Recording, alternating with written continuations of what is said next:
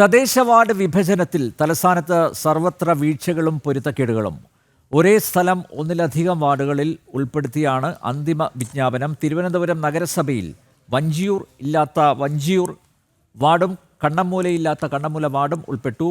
Ward വിഭജനം പൂർത്തിയാക്കിയത് പ്രാഥമിക പരിശോധനകൾ പോലും ഇല്ലാതെ എന്നതിന് തെളിവായി അന്തിമ വിജ്ഞാപനം മാറുകയാണ്. ജനം ബ്രേക്കിംഗ്.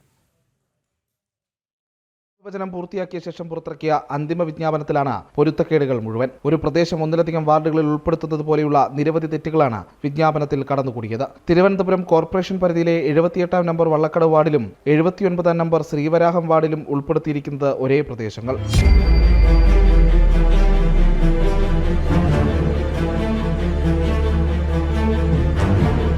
വഞ്ചിയൂർ, കണ്ണമ്മൂല മുതലായ വാർഡുകളുടെ പേരായി കൊടുത്തിരിക്കുന്ന പ്രദേശങ്ങളാകട്ടെ മറ്റു വാർഡുകളിലാണ് ഉൾപ്പെടുത്തിയിരിക്കുന്നത്. സമാനമായ നിരവധി പിഴവുകളും അന്തിമ വിജ്ഞാപനത്തിൽ കടന്നുകൂടിയിട്ടുണ്ട്. ഗസറ്റിൽ പ്രഖ്യാപിച്ച വിജ്ഞാപനമായതിനാൽ തിരുത്തൽ വരുത്താൻ വീണ്ടും ഡീലിമിറ്റേഷൻ കമ്മീഷൻ യോഗം ചേരേണ്ടി വരും. വാർഡ് വിഭജനം നടത്തുന്നത് CPM-ന് ഗുണകരമാകുന്ന രീതിയിലാണെന്ന് നേരത്തെ തന്നെ വിമർശനം ഉയർന്നിരുന്നു. അത്തരം ആരോപണങ്ങളെ കൂടിയാണ് അന്തിമ വിജ്ഞാപനത്തിലെ പിഴവുകൾ ശരിവയ്ക്കുന്നത്.